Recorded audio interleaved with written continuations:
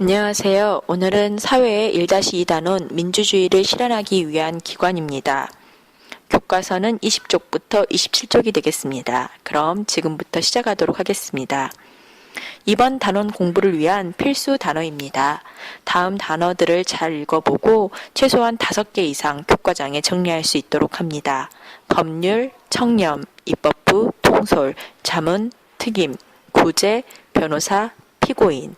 다음 단어의 뜻을 잠깐 멈춰놓고 찾아보시기 바랍니다. 민주주의를 실현하기 위한 기관에는 우리나라 기관은 이렇게 3기관이 있습니다.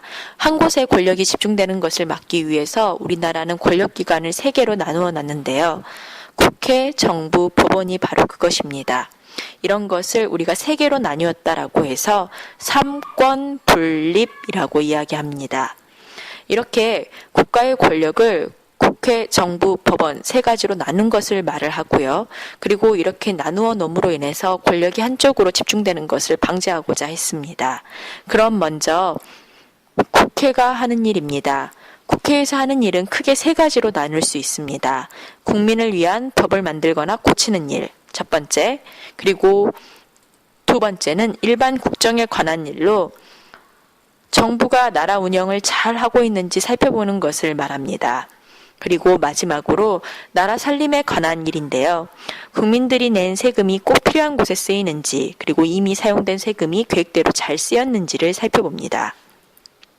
다음은 법원입니다.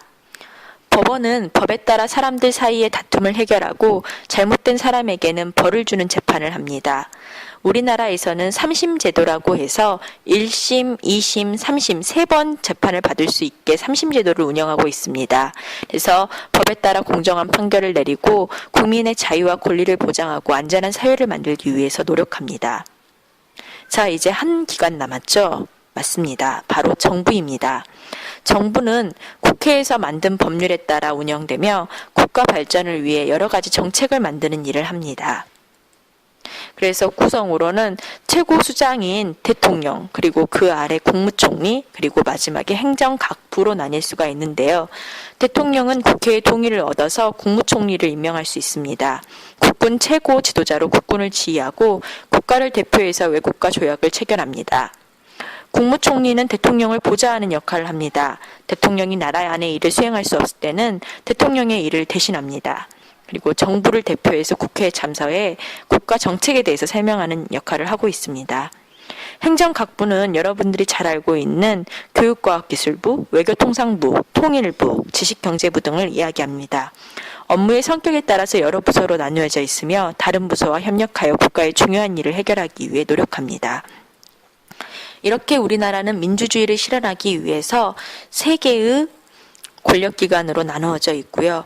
그 3개의 권력기관을 나눈 것을 삼권 분립, 국회, 정부, 법원이라는 것을 꼭 기억하시고 오늘 학교에 오시기 바랍니다. 그럼 내일 만나겠습니다. 안녕.